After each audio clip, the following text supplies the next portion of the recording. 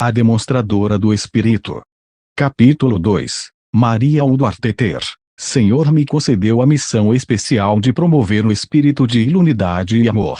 Deus está levantando em toda parte pessoas que estão buscando mais dele, dizendo: venham nos ajudar. Queremos o espírito de amor. Queremos ver os sinais e maravilhas. 1. Não se tem notícia de alguém que tenha demonstrado tanto o poder do Espírito de Deus, desde o livro de Atos dos Apóstolos, do que Maria Udvarteter.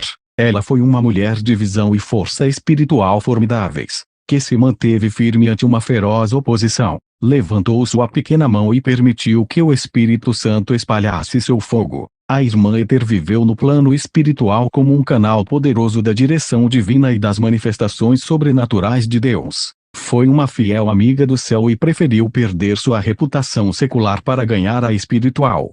Maria, cuja pronúncia é Mariah, nasceu em 1844 em uma fazenda de Lisbon, Ohio. Ela nasceu de novo no início do terceiro grande avivamento aos 13 anos de idade. O pastor que a levou ao Senhor profetizou que sua vida seria uma luz brilhante. 2. Ele não poderia imaginar que a menina pela qual orou se tornaria a avó do movimento pentecostal que se espalharia por todo o mundo. Maria logo sentiu o chamado de Deus e dedicou sua vida ao Senhor. A respeito de seu chamado, mais tarde escreveria: ouvi a voz de Jesus me chamando para sair pelos caminhos e recantos a fim de reunir as ovelhas perdidas. 3. Contudo, algo bloqueou este chamado. Ela era uma mulher e naquele tempo, as mulheres não tinham permissão para pregar. Em meados do século XIX, as mulheres sequer tinham o direito de votar nas eleições nacionais, de forma que ser uma pregadora era algo altamente censurável, e ser uma mulher solteira no ministério estava fora de questão. Assim, Maria refletiu a respeito do que o Senhor havia dito a ela e decidiu que deveria se casar com um missionário a fim de cumprir o seu chamado. Planejou continuar seus estudos e depois entrar na faculdade a fim de se preparar. Contudo, a tragédia chegou à sua família. Seu pai morreu enquanto trabalhava nos campos da fazenda da família, e ela retornou imediatamente para casa a fim de ajudar a amparar os seus. Agora, sua esperança de educação formal estava frustrada, de forma que decidiu levar o que considerava uma vida cristã normal. Anjos vieram ao meu quarto. Durante a Guerra Civil, Maria conheceu P.H. Woodward, que havia retornado do conflito por conta de ter sido dispensado após um ferimento na cabeça. Ela viveu um breve e intenso namoro com o soldado e logo estariam casados. Dedicaram-se à fazenda, mas nada conseguiram com esta atividade. Parecia que tudo estava falhando. Com o passar dos anos, Maria tornou-se mãe de 6 filhos. Assim, ela tentou levar uma vida familiar normal enquanto o Senhor continuava a chamá-la. Maria, absorvida totalmente com o papel de esposa e mãe, não pôde responder a este chamado. Casou-se com um homem alheio ao ministério, tinha 6 crianças para criar, e com isso mostrava-se enfraquecida. Então, uma grande tragédia acometeria o seu lar. Os Woodward perderam 5 de seus filhos para a doença. Maria conseguiu se reerguer deste triste acontecimento. Contudo, seu marido jamais se recuperaria da perda. Ela fez o que pôde para ajudá-lo enquanto criava a filha remanescente. Apesar de toda esta situação, nunca demonstrou amargura contra o Senhor, nem endureceu o coração por causa da perda.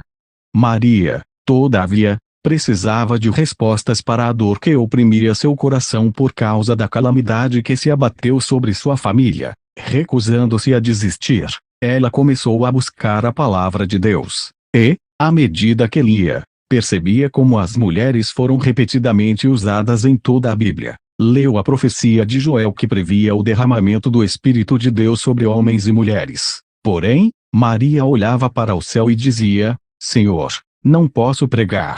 Eu não sei o que dizer e não tenho nenhum preparo. Não obstante, ela continuou a ler e a encontrar a verdade na palavra de Deus enquanto lutava contra o seu chamado. Mais tarde escreveria: quanto mais lia as Escrituras, mais elas me condenavam. 4.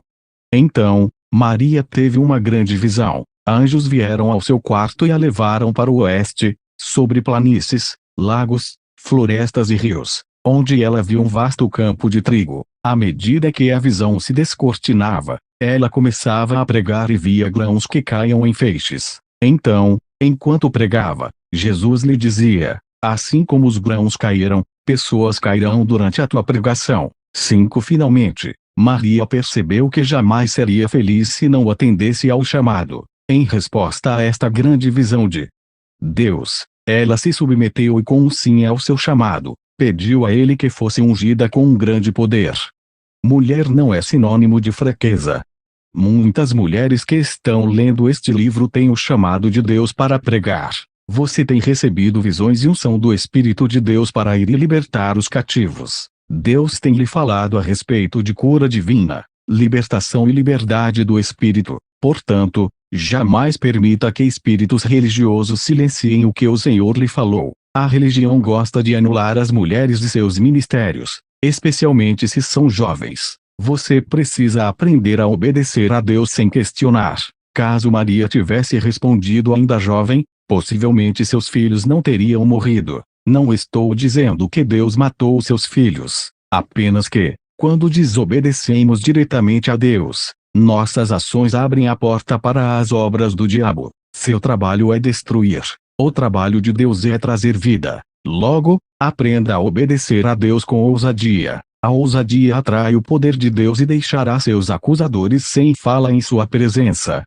Busque, também, mulheres fortes e que tenham ministérios sólidos para lhe ensinar.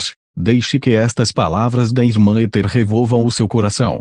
Minha querida irmã em Cristo, assim que ouvir essas palavras, possa o Espírito de Cristo vir sobre você e lhe conceder o desejo de realizar o trabalho que o Senhor lhe designou. Este é o momento propício para que as mulheres deixem sua luz brilhar, para mostrarem os talentos que estiveram escondidos e enferrujados, e usá-los para a glória de Deus, fazendo tudo o que puderem com a força de suas mãos e crendo no poder de Deus que disse: nunca te abandonarei. Não vamos chorar fraquezas. Deus usará as coisas fracas deste mundo para confundir as fortes. Somos filhos e filhas do Deus Altíssimo. Não deveríamos honrar nosso chamado e fazer tudo para salvar aqueles que permanecem no vale da sombra da morte. Ele não enviou Moisés, Arão e Miriam para serem líderes. Baraque não ousou enfrentar o inimigo a menos que Débora os liderasse. O Senhor levantou homens, mulheres e crianças de sua própria escolha: Ana, Uida, Ana, a profetisa, esposa de Simeão, Febe, Narciso, Trifena, Pérside, Júlia, as Marias e as irmãs que colaboraram com Paulo. É menos apropriado para as mulheres servirem hoje em dia, no reino de Cristo e sua seara, do que no passado. 6.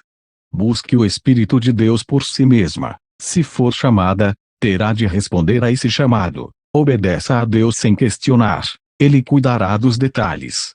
Eles choravam por toda a casa. Maria lançou seu ministério primeiramente em sua própria comunidade. Ela não tinha ideia do que falaria, mas Deus lhe assegurou que ele colocaria as palavras em sua boca. 7. E Deus cumpriu sua palavra. Assim que Maria enfrentou sua primeira plateia, composta em sua maior parte de parentes, abriu a boca e a plateia começou a chorar e a cair no chão. Alguns se levantavam e corriam chorando. Depois deste evento, Maria foi muito procurada em sua comunidade. Muitas igrejas lhe convidaram para reavivar suas congregações. Expandiu, rapidamente, seu ministério para o oeste. Tomou parte em 9 avivamentos. Pregou 200 sermões e inaugurou 2 igrejas com mais de 100 pessoas assistindo à escola dominical. Deus honrou Maria e recuperou seus anos perdidos em pouco tempo. Em certa ocasião foi realizada uma reunião em uma cidade chamada Devilsden, caverna de demônios. Nenhum ministro obtivera sucesso ali, de forma que as pessoas vieram para zombar dela. Compareceram com a expectativa de ver a mulher evangelista fugindo da cidade, despedaçada e derrotada. Mas eles teriam a maior surpresa de suas vidas. A irmã Ether podia até ser uma mulher, mas não era do tipo que se dobra facilmente. Ela conhecia a tática para batalhas espirituais e a oração fervorosa que abria o céu. Ela pregou e cantou por 3 dias. Ninguém se moveu. Finalmente, no 4º dia, ela exerceu sua autoridade espiritual através da intercessão e colocou abaixo o principado demoníaco que governava Devilsden. Ela orou para que Deus mostrasse o seu poder e quebrasse a rigidez formal do povo. Naquela noite, durante o culto, pessoas choraram e se entregaram a Deus. Foi a maior manifestação da presença de Deus que a cidade já havia testemunhado. Poder demolidor. Não somos chamados para desistir. Somos chamados para obedecer a Deus a qualquer custo, a fim de deixar que o nosso sucesso silencie nossos críticos. Se você possui uma área difícil em sua vida ou ministério, não se lamente ou reclame, não racionalize a situação. Ore. Explicações e desculpas nos roubam força e poder.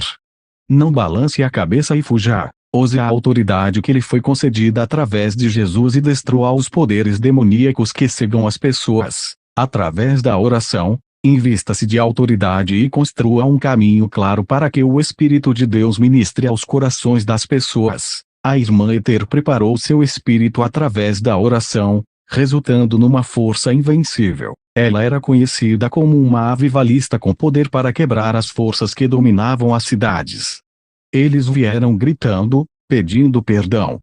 A irmã Ether foi uma pioneira nas manifestações pentecostais tão comuns nos movimentos atuais. Somente após a sua pregação ao oeste de Ohio, em uma igreja que havia perdido o poder de Deus, é que a visão que tivera do feixe de trigo se tornou clara. Foi nesta igreja, onde as pessoas caíram em transe. 8. Esta foi a manifestação espiritual que marcou grandemente seu ministério, mas que lhe trouxe uma perseguição ferrenha. Até aquele momento, este tipo de manifestação não era conhecido da forma como acontece hoje em dia. A esse respeito, ela escreveu: 15 pessoas vieram ao altar gritando, pedindo perdão. Homens e mulheres caíam e ficavam como mortos. Jamais vira algo parecido com aquilo. Percebi que era a mão de Deus, mas não sabia explicar, nem o que dizer. 9. Após algum tempo deitadas no chão, essas pessoas se punham de pé em um salto, com os rostos brilhantes, dando glórias a Deus. A irmã Ether disse que jamais vira conversões tão deslumbrantes. Os ministros e anciãos choravam e glorificavam a Deus por seu poder pentecostal, e a partir desta reunião, o ministério da irmã Ether seria marcado por este tipo de manifestação, em que centenas se entregavam a Cristo após a sua pregação. A experiência do transe. Os transes se tornaram o assunto do momento. Centenas afluíam para provar deste derramamento do Espírito, enquanto outros vinham observar ou ridicularizar.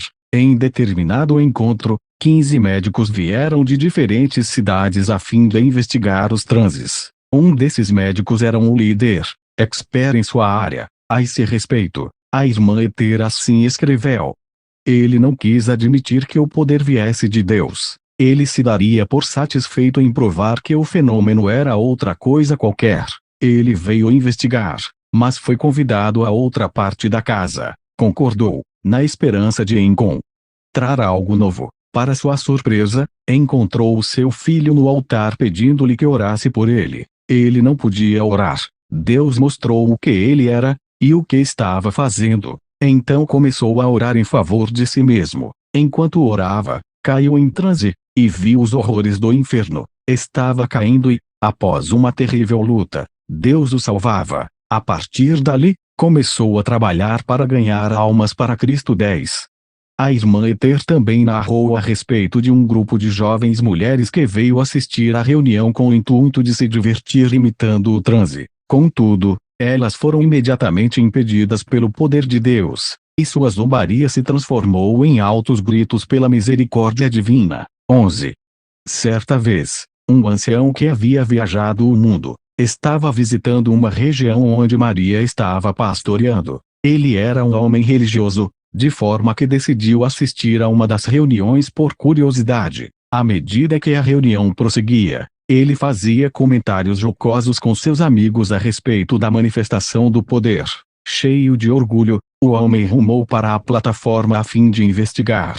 Porém, antes que chegasse ao púlpito, foi jogado ao chão pelo poder de Deus e ali ficou deitado por mais de 2 horas. Enquanto neste estado, Deus mostrou a ele uma visão do céu e do inferno. imaginando que teria de fazer uma escolha, imediatamente escolheu a Deus e nasceu de novo. Então, recobrou a consciência, louvando a Deus. A única coisa que este homem pôde dizer após ter retornado do transe foi que sentia muito ter perdido 60 anos na religiosidade, jamais conhecendo Jesus Cristo pessoalmente. 12. Mesmo assim, os jornais e os ministros descrentes avisaram outros para se manterem longe desses encontros. Diziam que estes encontros faziam as pessoas enlouquecerem. Apesar disso, milhares eram salvos, muitos derrubados, caindo como mortos, até mesmo a caminho de casa. Dizem que muitos, também, caíam pelo poder em suas casas, a milhas de distância dos encontros. Mas o que são estes transes? Compõem uma das 4 formas da manifestação de Deus em uma visão. O primeiro tipo de visão é uma visão interior. O quadro que você vê de seu homem interior, o homem espiritual, trará grandes benefícios se você prestar atenção. Segundo, há a visão aberta. Essa visão ocorre quando você está com os olhos bem abertos, e como ver uma grande tela de cinema bem à sua frente, à medida que Deus lhe mostra o que pretende de você. Terceiro, temos a visão noturna. Ocorre quando Deus lhe dá um sonho a fim de alertá-lo quanto a determinado assunto. O último tipo de visão é a visão em transe. Nessa visão, as habilidades naturais são paralisadas, possibilitando a Deus ministrar o que for necessário. As pessoas que retornavam da visão em transe, nas reuniões da irmã Ether, diziam ter visto ambos, céu e inferno. O estilo da irmã Ether era, por assim dizer, diferente do empregado pelos ministros do seu tempo. Ela nunca proibia a plateia de participar, de modo diferente ao da ordem estoica da igreja de fins dos anos 1800. Maria acreditava no grito, na dança, no canto e na pregação. Ela entendia que as demonstrações emocionais eram importantes, se houvesse ordem, e acreditava que a falta de manifestação física era um sinal de apostasia. Ordem ou agitação. Acredito que Deus se mostra preocupado com as igrejas, hoje em dia, porque elas se recusam a permitir que o povo se expresse aberta e livremente para Ele. Se o povo não pode se expressar livremente para Deus, então Deus não pode se manifestar para este povo. Algumas pessoas têm medo de emoções na igreja. Elas não têm problemas em se emocionar em casa, ou em um evento esportivo. Porém, por alguma razão religiosa, acham que a igreja deve ser silenciosa e serena. Mas deixe-me dizer-lhe algo, o céu não é silencioso e sereno. Algumas pessoas terão uma grande surpresa quando morrerem e forem para o céu. Terão que aprender como se regozijar com todos os demais, pois o céu está repleto de vida e energia. Temos muito por que gritar aqui e lá. Nossas igrejas precisam receber o mover renovador de Deus. E, queiram ou não, o mover a Deus afeta as emoções. Bem, Roberts, eu não acredito que Deus esteja naqueles gritos e danças. Os gritos e a dança não são Deus. São apenas as respostas espontâneas ao seu poder. Você já colocou o dedo no soquete de uma lâmpada e ficou quieto. Quanto mais quando você toca a Deus. Quando Deus toca você, ocorre uma reação, se você disser bem. E quanto aos exageros, eu digo porque nos preocupamos tanto com um fosso no caminho quando temos tanta estrada adiante para olharmos. Focalize a verdade e o que é falso irá desvanecer. Quando o poder de Deus estiver sobre você, você irá se deleitar. E quando você se deleita em algo, você demonstra isso. Então, aprenda a verdade a respeito do que Deus ama em seus adoradores, e pratique isto. Agora você diz, bem, as pessoas vão falar a nosso respeito. Eu digo, e daí? A verdade se sobrepõe à mentira. O que as pessoas não compreendem, elas criticam. Mentiram a respeito de Jesus, mas ele continua vivo hoje. Quando estas pessoas experimentarem o toque real de Deus, mudarão suas mentes. E se perdermos dinheiro nisso, bem, o dinheiro é o seu Deus. Deixe-me lembrar-lhe de que o dinheiro não salva vidas. O Espírito de Deus é quem leva o homem a Jesus. Obedecendo ao Espírito, exaltamos a Jesus. Não é uma questão de perder ou ganhar dinheiro. Se você é o líder de alguma igreja, Deus te ordena a obedecer ao comando do Espírito Santo e aprender seus caminhos. A Bíblia diz que aqueles que são guiados pelo Espírito são os filhos de Deus. Romanos 8,14. Então, deixe que ele o guie. Se você se deixar guiar pelo Espírito, as visões irão aumentar em sua igreja. Devemos ter um amadurecimento espiritual a fim de enfrentar qualquer tipo de problemas ou espíritos malignos. As religiões da nova era têm ido tão a fundo no reino dos espíritos enganadores que a Igreja de Cristo tem se mostrado receosa em procurar as reais manifestações do Espírito de Deus. No reino espiritual Deus hede, mas também os espíritos demoníacos. E se o Espírito Santo não for o seu guia quando estiver nesse ambiente, você estará sujeito ao lado demoníaco. Contudo, os adeptos da nova era não entram no reino espiritual através de Jesus Cristo. Entram por seus próprios meios. E é aí que são enganados. Não somos nada sem o sangue de Jesus. Alguns temem ser acusados de se envolver com a nova era ao buscarem a manifestação sobrenatural de Deus. Se você estiver seguindo o Espírito Santo, ele lhe manterá puro. Então, abra sua igreja para o mover de Deus, e aprenda com aqueles que vieram antes de você. Onde está o Espírito de Deus, aí há liberdade e também ordem. Não estou falando dos limites que são fixados por temor, ou controle denominacional. As pessoas estão famintas por Deus e por liberdade. Alguns irão viajar por continentes a fim de ouvir alguém que verdadeiramente conheça a Deus e as manifestações de seu Espírito. Elas caem atordoadas. Quando a irmã Ether chegou aos 40 anos de idade, já havia se tornado um fenômeno nacional. Algumas denominações reconheceram sua habilidade para reavivar igrejas mortas, atrair os não convertidos e criar um novo e profundo caminhar com Deus. Médicos, advogados, bêbados e adúlteros, pessoas de todos os tipos eram gloriosamente salvos e cheios do Espírito Santo em suas reuniões. Por causa de uma dessas reuniões em 1885, a polícia afirmou que jamais havia presenciado tal mudança em uma cidade. A cidade estava tão pacífica que eles não tinham trabalho algum a fazer. 13. O repórter de um jornal escreveu a respeito da irmã Ether. Ela se aproxima das pessoas como garras que seguram a presa. Por algum poder sobrenatural, elas caem atordoadas. E quando estão no chão, ela aplica uma pressão hidráulica e bombeia toneladas da graça de Deus dentro delas. 14. Por fim, o Senhor levou Maria a orar pelos doentes. Ela se mostrou relutante, de início, sentindo que isto a distanciaria de seu chamado evangelístico. Mas Deus continuou a mostrar claramente a sua vontade e ela finalmente cedeu. Estudou a palavra e começou a pregar que a vontade de Deus é curar os enfermos. Logo, seria possível ver evangelismo e cura caminhando lado a lado, à medida que milhares recebiam a Cristo como resultado dos testemunhos de cura.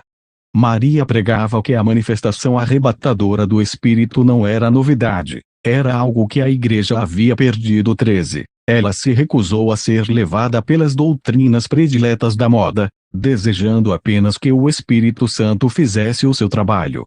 Certa feita, em uma das reuniões, uma multidão acorreu ao púlpito, gritando: "O que devemos fazer?" Maria nos relata o restante da história. Eles foram ao chão pelo vento poderoso do Espírito de Deus, que soprou sobre os filhos de Deus até que suas faces brilhassem como a de Estevão, quando seus inimigos disseram que ele se parecia com um anjo. Muitos receberam dons, alguns para o ministério, outros para evangelismo, alguns para a cura, e centenas de pecadores receberam o dom da vida eterna. 16. Em outra oportunidade, mais de 25.000 pessoas se reuniram para ouvir a irmã Ether.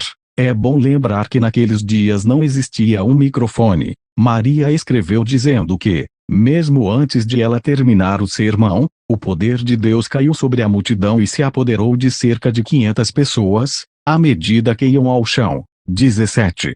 O oeste muito selvagem. Evidentemente, a vida da irmã Ether foi marcada por inúmeras perseguições. Havia problemas em cada esquina, sem falar na pressão que era liderar uma quantidade tão grande de pessoas que experimentavam, pela primeira vez, as manifestações do Espírito em suas vidas. Além de tudo isso, ela era uma pastora, casada com um homem infiel.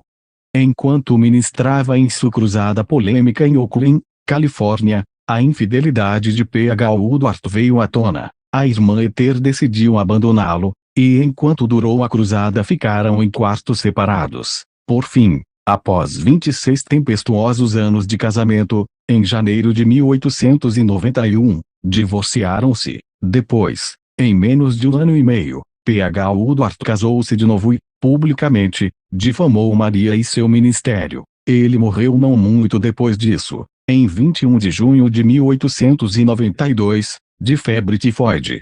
A despeito do relacionamento conturbado com este homem, Maria encontrou tempo para deixar seu ministério e assistir ao funeral. Dizem que ela não somente compareceu ao funeral como também participou do culto fúnebre. Os maiores testes para Maria aconteceram enquanto esteve na costa oeste. Ela acreditava que o oeste poderia ser ganho para Deus da mesma forma que ocorrera ao meio-oeste. Assim, em 1889, ela chegou a Oakland e comprou uma tenda para 8.000 lugares. Breve, haveria uma multidão de espectadores a fim de ver os transes, ouvir sobre as visões e presenciar outras manifestações do Espírito Santo. Contudo, ela também sofreu uma dura perseguição na costa oeste. Criminosos, ou gangues, como são chamados hoje em dia, começaram a atormentar as suas reuniões. Muitas vezes, esses homens escondiam explosivos nos aquecedores a lenha e, milagrosamente, nunca ninguém se feriu. Em certa ocasião, um vendaval rasgou a lona da tenda durante uma reunião. Ameaças de morte eram enviadas a ela semanalmente. Jornais a caluniavam sem trégua e pastores se levantavam contra ela. Gente maldosa trazia pessoas com distúrbios mentais para seus encontros, sabendo que iriam causar uma grande comoção. Isto aconteceu com tanta frequência que, muitas pessoas inocentes, pensavam que as reuniões de Maria haviam deixado aquelas pessoas dementes, e por causa da má interpretação de sua teologia, os cidadãos chamavam diariamente as autoridades a fim de que acabassem com as reuniões. Todavia, Maria se recusou a deixar Oakland até que sentisse que Deus havia terminado a sua obra ali. Quando tudo indicava que as gangues estavam conseguindo seu intento, o Departamento de Polícia de Oakland destacou seguranças a fim de proteger as reuniões. Contudo, esta situação piorou porque os seguranças eram inexperientes, tanto em caráter quanto por não usarem de bom senso. Velório de Maria. A evangelista M.B. Woodward Teter. Nos últimos anos de seu ministério, Maria sempre vestia branco quando ministrava. Então, veio uma dura profecia através de Maria. Ela anunciou que um desastre ocorreria na costa e a destruiria. Após ter anunciado isto, os jornais a aterrorizaram, tratando-a como uma criminosa. Eles fizeram citações errôneas e falsificaram a profecia de tal forma que não era possível conhecer o verdadeiro teor do que fora predito por ela. Depois, como era de se esperar, outros homens e mulheres, simulando serem guiados pelo Espírito, aproveitaram-se da situação. Enganados pelo inimigo, profetizavam mais destruição e tristeza para a costa oeste, causando uma grande controvérsia. A irmã Ether tinha muitos ministros proeminentes a seu favor, e muitos outros contra ela. Um deste último grupo era John Alexander Dowie. Enquanto ela permaneceu na costa oeste, ele se juntou aos que criticavam Maria e, publicamente, denegria o que chamara de evangelismo de transes, dizendo que o movimento não passava de um grande engano. 18. Não havia outro ministério, a não ser o de Maria, que se comparasse ao de Dowie em termos de curas e popularidade, de modo que ele, frequentemente, se referia a ela quando falava em abusos. Somente uma vez a irmã Ether se defendeu de Dowie publicamente. Ela usou estas palavras. Depois de afirmar em nossas reuniões perante milhares de pessoas, que ele nunca havia visto tal poder de Deus, e de forma tão maravilhosamente manifestada, e depois de aconselhar os seus a me apoiarem, percorreu toda a costa pregando contra mim e contra minhas reuniões, até que suas obras missionárias entraram em colapso. Sua única objeção era que alguns caíam, pelo poder de Deus, em nossos encontros.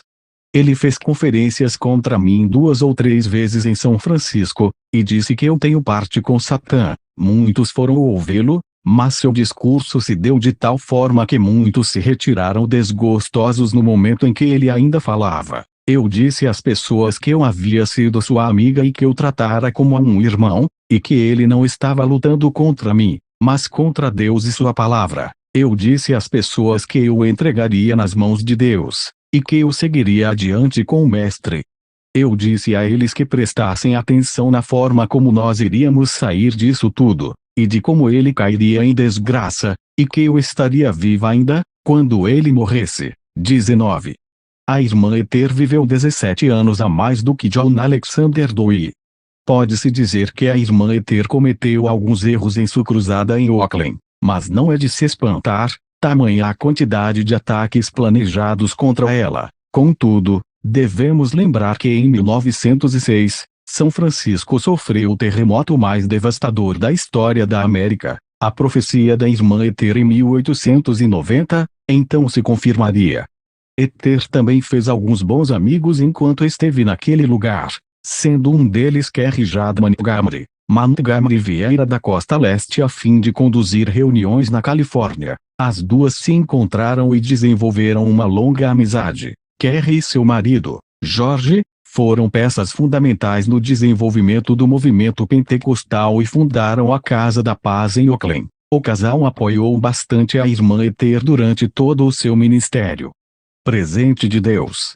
Durante este período da vida da irmã Ether, também surgiram alguns momentos de refrigério. Ao lado das amizades feitas, Deus não quis que ela carregasse o manto do ministério sozinha. Levou algum tempo, mas, 10 anos depois do divórcio, Maria encontrou um homem maravilhoso de Hot Springs, Arkansas, de nome Samuel Ether.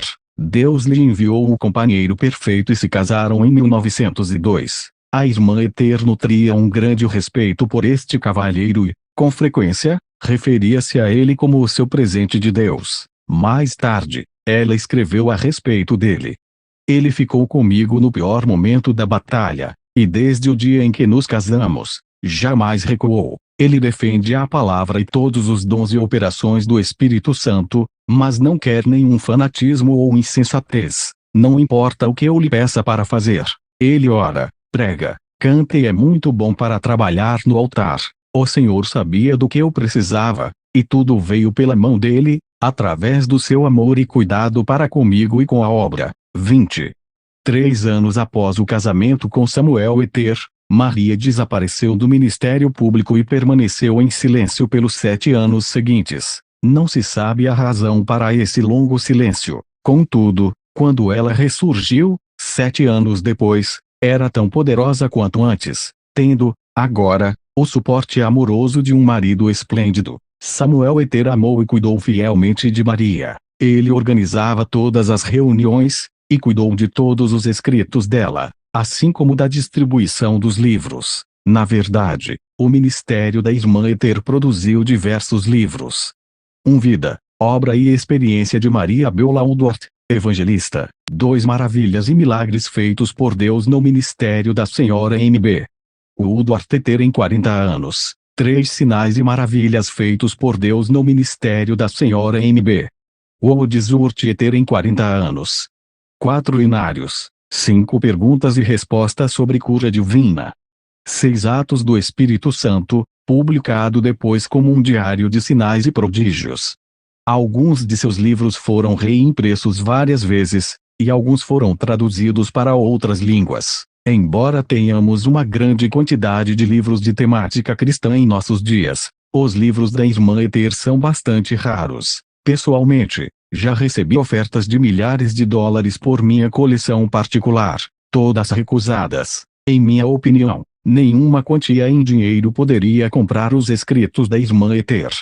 Assim, Samuel Ether, marido, amigo, editor, gerente e ministro auxiliar presente de Deus, encontrou sua posição ideal como suporte no ministério de sua esposa. Sua habilidade mostrou a personalidade rara e notável deste homem. Como resultado, tornou-se uma peça vital do ministério em quase todos os aspectos até sua morte, 12 anos depois. Perseguições, problemas e ameaças de prisão. Maria foi a única líder evangelista do movimento da santidade que abraçou a experiência pentecostal do falar em línguas. Hoje nós a chamaríamos pregadora da santidade pentecostal. Ela abraçou a doutrina da santidade, tanto quanto a doutrina pentecostal do falar em línguas. Muitos ministros não entenderam as manifestações do Espírito Santo, nem entenderam a doutrina de ET a esse respeito. Maria se defendia em público tão raramente que, quando o fazia, tornava-se muito evidente. Ela dizia ao povo que não havia sido chamada para se defender, e sim para levar pessoas a Jesus Cristo. A irmã Ether demonstrou uma força inabalável ao persistir diante de tanta oposição. Quando passou por ameaças à sua segurança, ela se recusou a deixar a cidade até completar sua missão. Nunca sentia medo de perigos desconhecidos, pois sabia que o Senhor lutaria por ela. Muitas vezes, arruaceiros apareciam nos encontros a fim de atrapalhar as reuniões, pois haviam sido pagos para isto. Outros vinham por vontade própria. Ela, certa vez, escreveu: já corri muitos perigos. Em muitas situações, poderia levar um tiro a qualquer momento, até mesmo no púlpito, ou indo e vindo das reuniões. Mas eu disse a mim mesma que jamais fugiria nem faria concessões. O Senhor sempre colocou seu grande poder sobre mim, tirando de mim todo o temor, me fazendo como um gigante. Se em algum momento tentassem atirar em mim ou tivessem me matado, o Senhor os destruiria. Algumas vezes eu disse isso a eles. 21. Certo homem veio à reunião determinado a acabar com o culto. Aproximou-se cerca de 3 metros do púlpito e despejou uma série de vulgaridades e impropérios. Então, de repente, sua língua recusou-se a obedecê-lo, como se uma força estranha prendesse suas cordas vocais. Totalmente protegida pelo Espírito de Deus, Maria parecia ignorar a presença daquele homem. Indagado, depois, por 2 dos principais jornais da região sobre o acontecido, o homem, assustado, respondeu: descubram vocês mesmos. 22.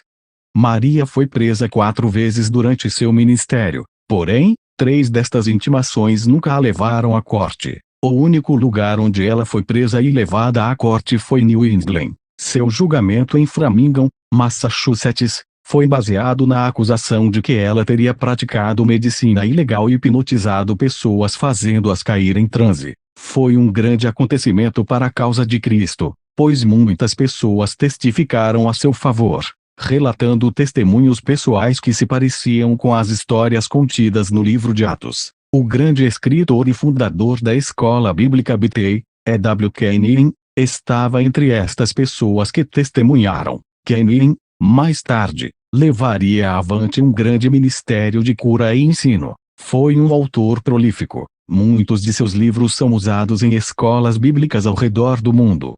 O amor que Maria nutria por diferentes culturas também foi motivo de perseguições raciais. Ela amava as comunidades afro-americanas e americanas nativas da mesma forma que amava as pessoas da raça branca. Muitas vezes, ela pregou para igrejas de negros, ajudou os seus pastores e apoiou seus avivamentos. Também foi para uma reserva indígena, permanecendo por semanas através de seus próprios recursos. Todas as classes sociais eram bem-vindas em sua casa, ricos e pobres. A irmã Ether amava a todos.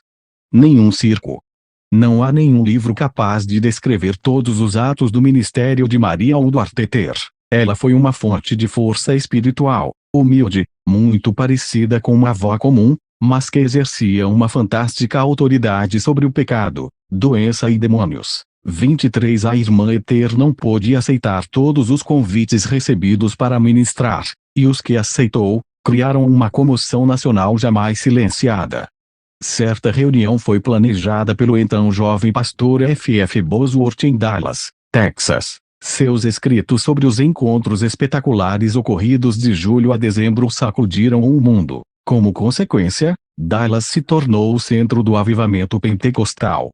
Certa noite, 3 ministros muito ilustres foram à reunião, uma vez que não havia lugares disponíveis. Os pastores perto do púlpito cederam seus assentos para estes homens. Relutantemente, os ilustres tomaram seus assentos. A reunião prosseguiu, com a costumeira demonstração do poder de Deus. Repentinamente, um dos renomados ministros caiu da cadeira em meio à serragem no chão, imóvel. Os outros 2 tentaram ignorar o ocorrido com o amigo. No entanto, em alguns minutos, o segundo ministro se juntou ao primeiro, caindo, retumbante, em meio ao pó. Então, o terceiro caiu da plataforma e se juntou aos outros dois no chão, todos imóveis. Os três permaneceram caídos sob o poder de Deus por mais de 3 horas. Finalmente, se levantaram um após o outro, batendo a poeira da roupa, caminhando entorpecidos para a saída. 24.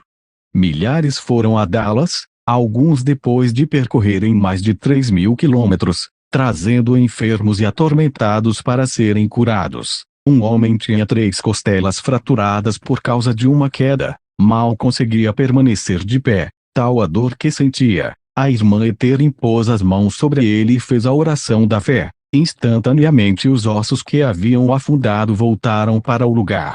A princípio, ele vacilou quando Maria o tocou, mas depois bateu na costela, constatando que a dor havia desaparecido. Outro homem foi trazido em uma maca, sofrendo de tuberculose. Sua situação era desesperadora, tinha também uma fístula, ferida aberta que deixou um buraco em seu corpo. Porém, quando Maria orou, o poder de Deus golpeou o homem. Ele pulou da maca e correu de um lado a outro em frente à plateia. Ele retornou para casa sentado como os demais, recuperando mais de 1,5 kg por dia a partir de então. O câncer havia destruído um lado do rosto e pescoço de certo homem. Sentia tanta dor que teve de ser levado logo no primeiro encontro. Quando a irmã Ether impôs as mãos sobre ele e orou, o poder de Deus o atingiu. A dor, o enrijecimento e a queimação imediatamente cessaram. De repente, foi capaz de virar seu pescoço de um lado a outro. Ele subiu ao púlpito e pregou para as pessoas. Certa noite, 3 pessoas que eram surdas e mudas, desconhecidas umas das outras, se postaram de frente ao púlpito, chorando, se abraçando e pulando, pois Deus havia aberto seus ouvidos e recuperado suas vozes. Muitos, com lágrimas nos olhos, se dirigiram ao altar a fim de conhecerem a Deus e serem salvos. Uma das 3 pessoas, que antes fora muda e surda, deu seu testemunho.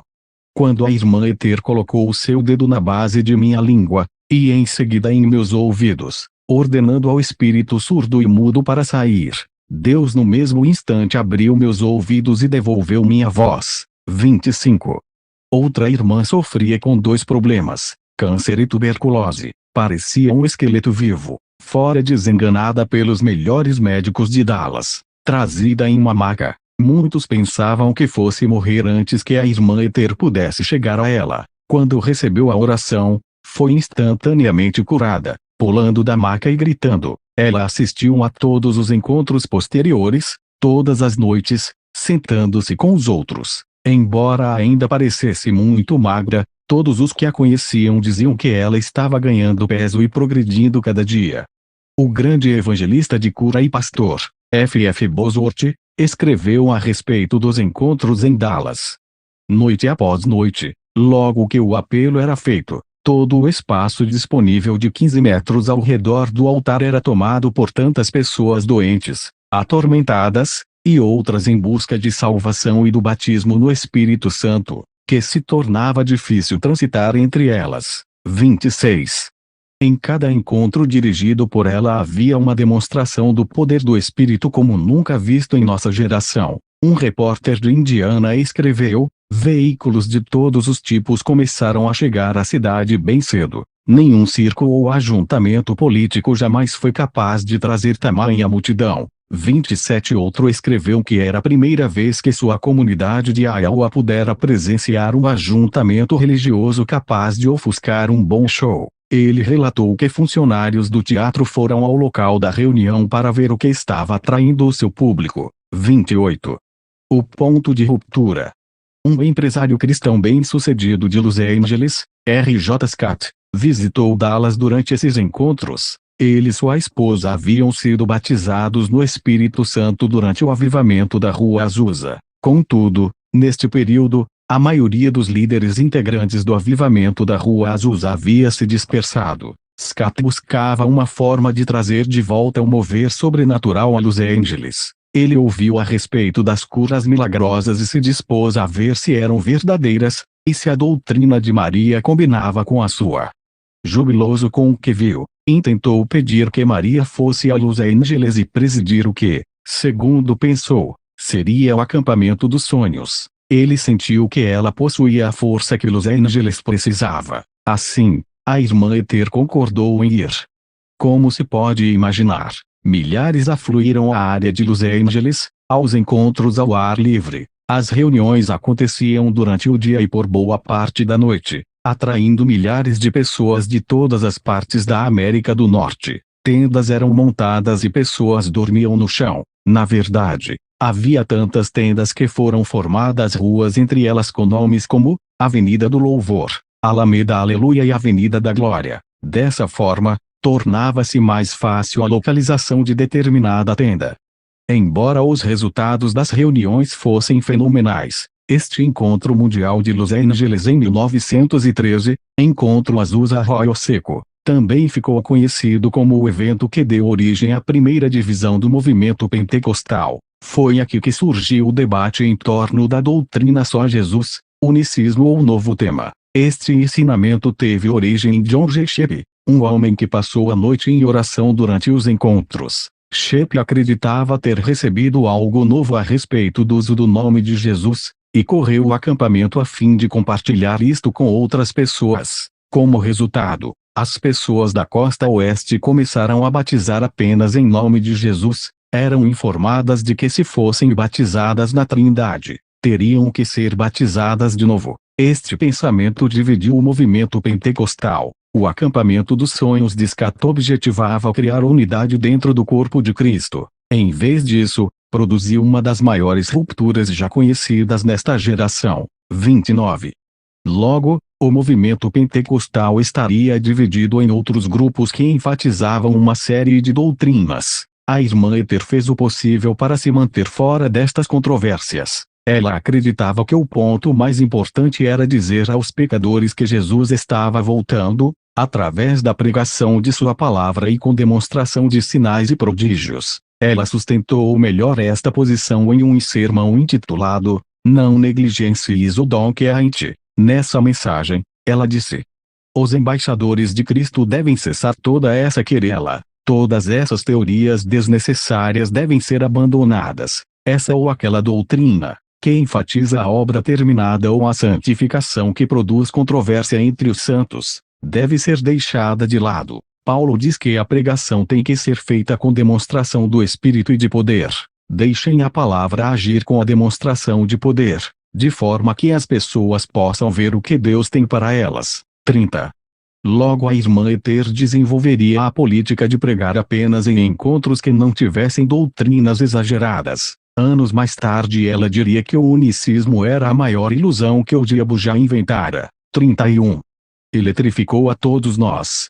Compreensivelmente, a irmã Ether nutria um misto de emoções a respeito do encontro em Los Angeles. Ela foi apresentada como oradora principal, e milhares vieram de toda a América para estar em seus encontros. Contudo, por causa da controvérsia política, os pastores tomaram o controle, e a irmã Ether se viu forçada a ministrar apenas durante as manhãs. Os homens tomaram as tardes e noites a fim de exporem fundamentalmente a nova doutrina do unicismo. Ela foi pressionada a abrir mão de parte de seu tempo a fim de que o orador da tarde pudesse começar. Mas a despeito de tudo isso, milhares foram milagrosamente curados. Houve relatos de que, quando seu tempo de ministração se aproximava do fim, a irmã Ether levantava suas mãos em direção ao céu enquanto deixava a tenda e naquele momento, muitos eram curados. Um jovem recorda: ela levantou suas pequenas mãos e o poder do Espírito Santo eletrificou a todos nós.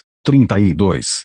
Pessoas inválidas deixavam seus leitos de dor, o surdo ouvia, o cego enxergava, a artrite era instantaneamente curada, tumores destruídos, a hidropisia debelada. Em suma, todo tipo de enfermidade e doença que ousava desafiar a irmã Ether durante os encontros, tinha que dobrar os joelhos perante Jesus Cristo e era desintegrada pelo fogo do Espírito, e tudo isso mesmo em meio a divisões doutrinárias.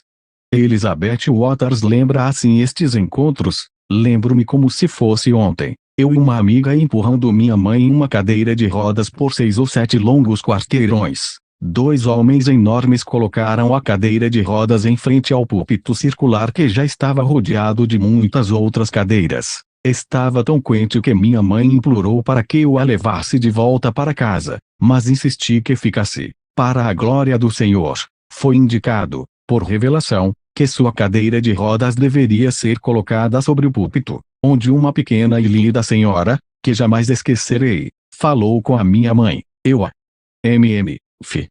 Maria e seus obreiros em Indiana, 1924.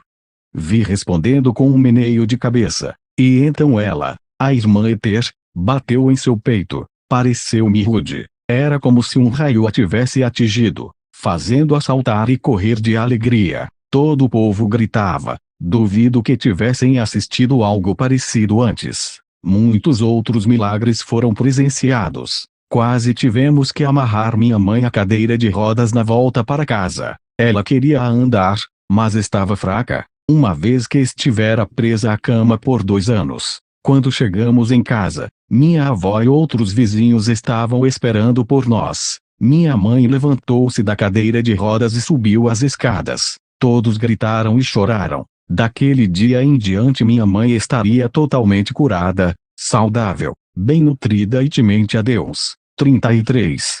Por causa das reuniões em Dallas e Los Angeles, a irmã Ether continuou a ser uma evangelista líder pelo resto de sua vida. Embora gostasse da vida itinerante, Deus teria ainda outro plano para ela. Ele ainda não havia terminado de escrever as páginas da sua história.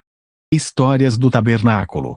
Após 45 anos de ministério e pregar milhares de sermões de costa a costa, Deus falou com Maria a respeito da construção de um tabernáculo no oeste de Indianápolis. Muitos haviam pedido que ela construísse um local permanente onde pudessem ir a qualquer momento a fim de receber sua ministração. Todos os cantos da América ofereceram um local, porém, ela escolheu Indiana por causa de sua posição central, bem ao estilo da irmã Ether. O tabernáculo foi um modelo para as igrejas pentecostais atuais. Ela construiu a igreja ao lado de sua casa e ministrou neste lugar pelos 6 últimos anos de sua vida. Naquela época, havia poucas igrejas grandes. Assim, em 1918, quando a irmã Ether começou uma igreja para 500 assentos, não foi uma tarefa fácil. Em todo o seu ministério, Maria nunca havia pressionado as pessoas para contribuírem financeiramente. Mas para a construção do tabernáculo, ela teve que enviar cartas pedindo ajuda financeira. O dinheiro chegou e o prédio foi terminado. O tabernáculo foi consagrado em 19 de maio de 1918 e, até o momento, apenas uma mulher pôde superá-la na habilidade de construir igrejas. Esta mulher foi uma evangelista que imitou muito o estilo de Ether, Aimee Semple McPherson. A irmã Ether utilizou o tabernáculo como sua base de operações. Ela tinha um discernimento especial para escolher parceiros que pudessem contribuir com o avivamento. Por conta disto, a igreja permanece até hoje embora em local diferente afiliada às Assembleias de Deus. As pessoas afluíam de todas as partes da América a fim de estarem em sua igreja, e muitos permaneceram membros fiéis. Certo homem se recorda de que as pessoas iam em direção ao altar e caíam antes de chegar lá. Ele disse que nunca percebeu qualquer manipulação psicológica ou pessoas sendo empurradas a Deus. Não havia falsificação a respeito da irmã Ether. 34. Uma incrível história ocorrida no tabernáculo envolveu uma família romena. A filha desta família sofria de tuberculose e 2 mulheres pentecostais haviam ido à sua casa a fim de orar por ela. Percebendo que sua filha havia sido curada pela oração, a família procurou uma igreja pentecostal e encontrou o tabernáculo. Durante o primeiro culto, uma moça que havia sido milagrosamente curada de câncer, ficou de pé e entregou uma mensagem em línguas por 28 minutos. Alguns se perguntavam qual seria a razão de a irmã Ether ter permitido que a mensagem continuasse livremente, no espírito, por tanto tempo. Todavia, a razão do ocorrido seria esclarecida no próximo domingo, quando se descobriu que a mensagem havia sido proferida em romeno, uma língua que ela jamais havia ouvido ou aprendido. Esta pequena família romena ouviu uma mensagem de Deus em sua própria língua no momento em que entraram, e ficaram completamente aturdidos. O pai era o único que sabia falar inglês. Diziam que para Maria e os membros do tabernáculo estas experiências eram tão comuns nos cultos, quanto cantar a doxologia o é em algumas congregações. 35. Outra história do tabernáculo envolveu a cura de um menino. Ele sofria de tuberculose e desenvolveu um rumor do tamanho de um punho. Quando sua mãe o levou a Maria, disse: "Bem, cortaremos isto com a espada do Espírito." Diante desta palavra, a irmã Ester pegou sua Bíblia e golpeou o menino no pescoço, e ele foi curado. 36. Os grandes encontram os grandes. Uma das minhas histórias favoritas do tabernáculo é a do encontro entre Maria Woodworth-Etter e Aimee Semple McPherson. Naquele tempo, Aimee ainda era uma evangelista itinerante. Ela amava intensamente a irmã Ester e desejava ardentemente encontrar Maria e assistir a um dos encontros. Em minha opinião, creio que Aimee devorou tudo o que pôde acerca da irmã Ester, e fortaleceu seu próprio chamado em razão da coragem demonstrada por Maria.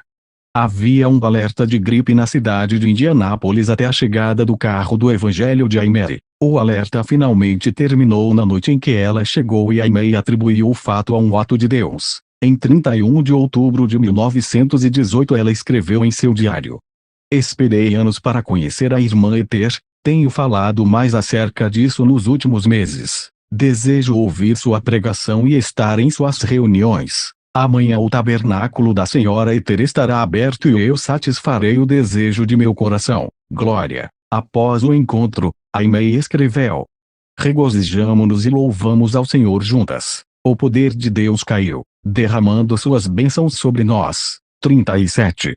A irmã McPherson deixou Indianápolis no dia seguinte, sem dúvida, regozijando-se a caminho de seu próprio destino divino, Califórnia. Podemos apenas imaginar o carinho com que guardou as memórias daquele encontro com Maria. Uma vez que não haja qualquer declaração pública da irmã Ester a respeito do que pensava sobre Aimee, sua companheira de viagem, Martha Schneider, fez um comentário. Em certa ocasião, irmã Ester e Aimee estavam na mesma cidade. Era uma noite de folga, de modo que o grupo da irmã Ester compareceu a uma das reuniões de Aimee. Maria, porém, decidiu não ir. A razão fornecida pela senhora Schneider foi que a irmã Ester mostrou preocupação a respeito da direção na qual o ministério de Aimee estava seguindo representações teatrais e outras atrações populares. 38 Pessoalmente, vendo a situação como a irmã Ester, sob o aspecto da santidade, entendo que sua preocupação era genuína e não crítica. Muitos oradores conhecidos naquele período visitaram o tabernáculo. Embora não haja registro de qualquer encontro entre a irmã Ester e o lendário evangelista inglês Smith Wigglesworth, muitos acham que ele foi um discípulo do ministério dela. Acredita-se que muitas das frases utilizadas por Wigglesworth vieram da irmã Ester. 39 O evangelista conduziu uma série de encontros no tabernáculo após a morte de Maria em 1925. Para alguns de vocês, essas histórias podem parecer assustadoras. Compreenda que Deus está restaurando o mover sobrenatural na igreja de hoje. Alguns, ao lerem este livro, se mostrarão atemorizados a esse respeito. Deus tem dito a alguns de vocês que orem pelos doentes em suas igrejas, e vocês não estão obedecendo a este chamado. Talvez você não saiba muito acerca da vontade de Deus para curar. Talvez você se sinta confuso. E a vontade de Deus que o homem seja liberto. Ele veio para destruir as obras do diabo, e não quer que as toleremos e vivamos com elas. A igreja de hoje precisa aprender a lidar com o destruidor e a levar a verdadeira vida ao povo. Muitos vivem dentro dos limites de uma doutrina confortável, ou de uma teologia de escolha e pegue. Deus quer que todo o seu conselho seja pregado e demonstrado ao povo, e por esta razão que Jesus nos deu o seu sangue. Comece a ler o livro de Atos e você irá aprender a respeito dos demonstradores do seu espírito e da oposição que sofreram. Assim como os apóstolos, a irmã Ester permaneceu fiel à totalidade do conselho de Deus em todos os dias de sua existência apesar da pressão e perseguição e nós devemos fazer o mesmo. Ela é um dos que passaram a tocha, e nós devemos ser fiéis ao carregá-la. Pioneira no ministério feminino. O verão de 1924 foi difícil para Maria. Com 80 anos, sofrendo de gastrite e hidropisia, recebeu uma notícia que lhe quebrantou o coração. Sua única filha, Lizzie, de 60 anos, morreu em um acidente de bonde. Agora, todos os familiares mais próximos de Maria tinham subido para estar com o Senhor. Mesmo estando com a saúde debilitada, ela encontrou forças para subir ao púlpito e conduzir o funeral. Ao fazê-lo, exortou o povo a ter fé em Deus e a olhar para o céu, não para a sepultura. 40. Durante aquele ano, havia ocasiões em que a irmã Ether estava tão fraca que não podia andar, mas isto não a impediu de pregar. Se não podia andar, designava alguém para carregá-la até o púlpito. Por fim, o tabernáculo presenteou-lhe com uma grande cadeira de madeira. Assim, quando ela se mostrava fraca demais para andar, alguns homens fortes transportavam a cadeira de madeira da igreja para a sua casa, colocavam-na no assento e levavam-na de volta para a igreja. No minuto em que seus pés tocavam a plataforma, o Espírito de Deus fazia com que se pusesse de pé e andasse por toda ela, pregando e ministrando no poder sobrenatural de Deus. Centenas puderam testemunhar o quanto ela estava fraca antes, e quão incrivelmente forte se tornava depois. Ao fim do culto, os homens colocavam-na de volta na cadeira e a carregavam para sua casa.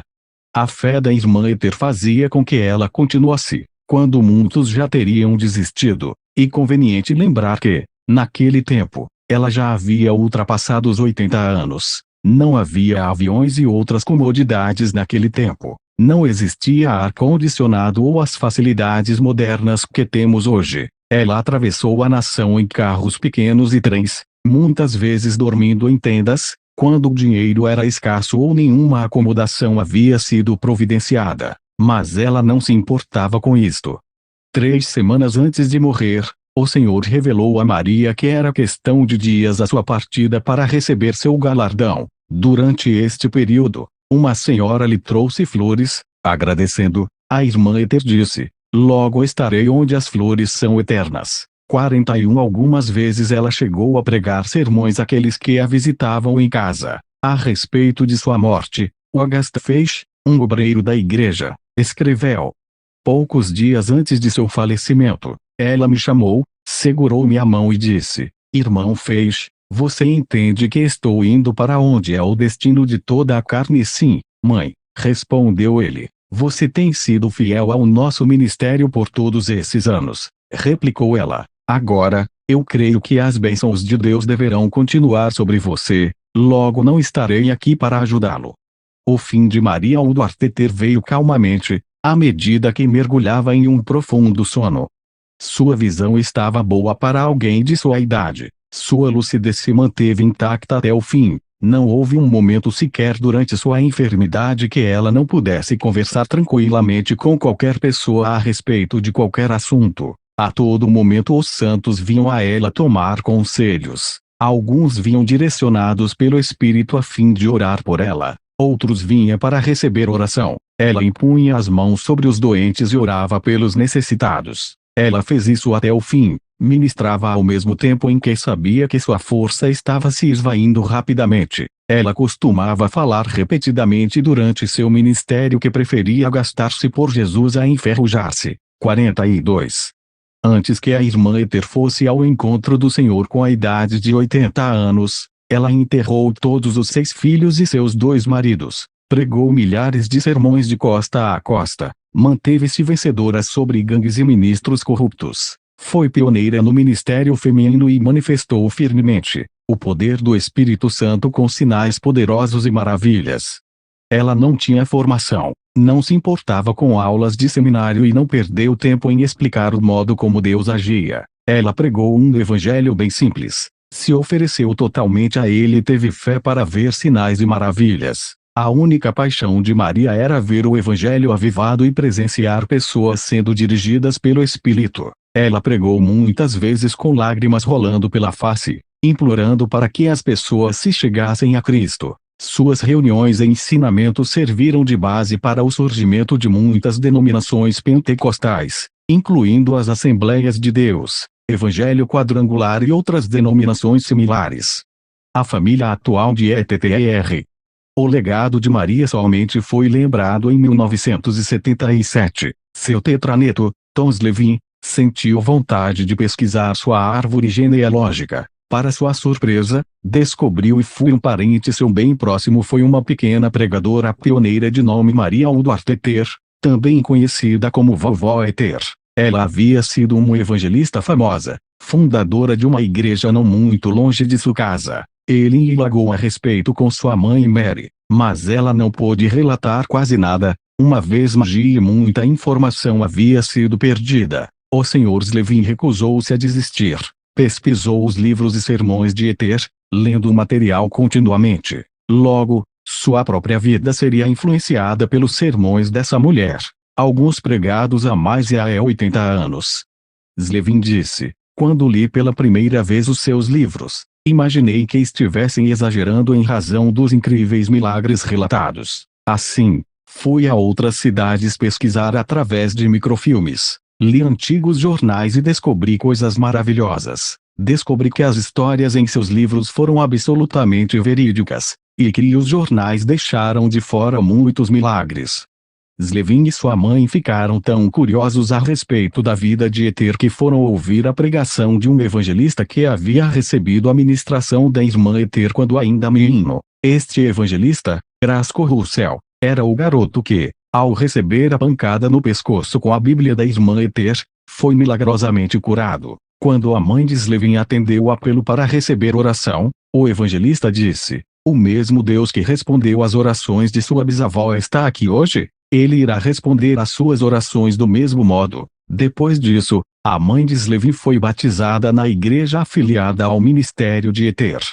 Slevin gosta de comparar o ministério de sua tetravó Eter com o de Smith Wigglesworth. Ele percebeu uma similaridade no relacionamento que os dois mantinham com Deus, principalmente na área da fé. Embora tenha muitas histórias favoritas, Slevin lembrou-a do encontro de John G. Lake com Eter em 1913. Dizem que após o encontro, Lake aconselhou seu rebanho a orar como a mãe Eter.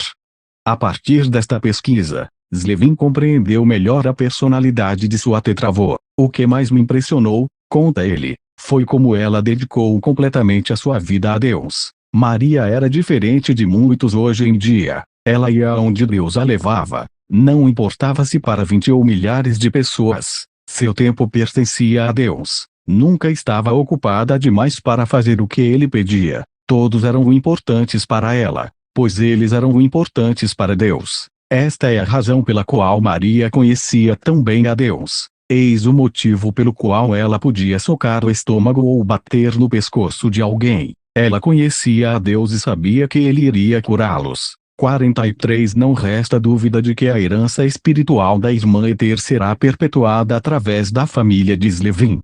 Uma visão pessoal. Pelas minhas observações pessoais, o ministério que a irmã Eter conduziu ultrapassou o tempo e permanece vivo ainda hoje. Todos os ministérios devem ser seguidos de sinais e maravilhas. Do contrário, os ministros estarão apenas brincando de ministério. Se o seu ministério estiver seguindo os preceitos de Jesus, então os sinais e maravilhas irão se manifestar. Os diferentes tipos de ministérios e métodos variam de pessoa para pessoa. Ninguém pode operar de forma idêntica, pois temos características próprias e existem muitos povos com características diferentes a serem alcançados. Contudo, quando temos um ministério que opera com a mesma magnitude que outro do passado, costumo dizer que o manto passou de um para o outro. Um manto é um termo espiritual que pode ser descrito, no plano natural, como um casaco ou um chale. Quando vestimos este manto, operamos de forma similar ao ministério do qual recebemos. Partindo desse ponto de vista pessoal, parece-me que a May Simple McPherson perpetuou o legado de Eter, mostrando sinais, maravilhas e bravura. Acredito que ela recebeu o manto de Maria. A partir de McPherson, um manto parecido foi repassado para Kathryn Kuhlman. Kuhlman também ficou conhecida pela grande magnitude de milagres em seu ministério e pela intimidade com o Espírito Santo. Atualmente, parece-me que um manto similar foi passado de Kuhlman para Benny, embora este último não goste dessa analogia. Ina acha que recebeu seu próprio manto de Deus, e não um que já pertencera a outro. Ele é o grande pastor e evangelista da cura em Orlando, Flórida. Não se enferruje. Maria Duarte alcançou muitos milhares de pessoas por toda a América com a mensagem de libertação de Jesus Cristo. As seguintes palavras foram escritas sobre ela: Glória a Deus e ao Senhor Jesus por tê-la chamado, revestido de poder, guardado e feito dela uma mãe em Israel para nós. O mesmo amor que zelava por ela está agora à nossa disposição. Amém. 44. Sinais poderosos e maravilhas estão de volta à terra. Cultive os tesouros divinos dentro de você através das experiências e da palavra. Traga-os para a superfície por meio da oração e obediência. Acredite que, através de você, Deus pode operar sinais e prodígios. Disponha-se a ser um instrumento neste momento e se apresse a receber a plenitude de Deus em você. Não permita que os reveses da vida lhe frustrem e lhe impeçam. Clame pelo poder do Espírito e complete sua carreira em total vitória. Adote as palavras da irmã Ether. É preferível se desgastar por Jesus Cristo a ficar enferrujado. Não pare até que você tenha terminado. O mundo está procurando a resposta e está dentro de você. Capítulo 2. Maria Duarte TR Referências.